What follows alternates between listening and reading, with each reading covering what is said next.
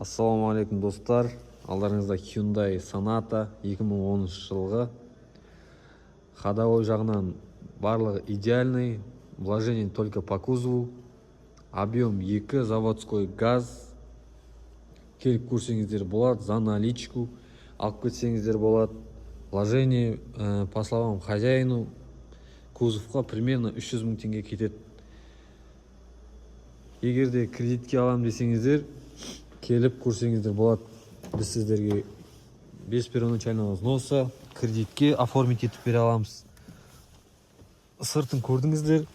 Салон жағына келетін болсақ, ешқандай нарекание жоқ, барлығы жөнді істеп тұр.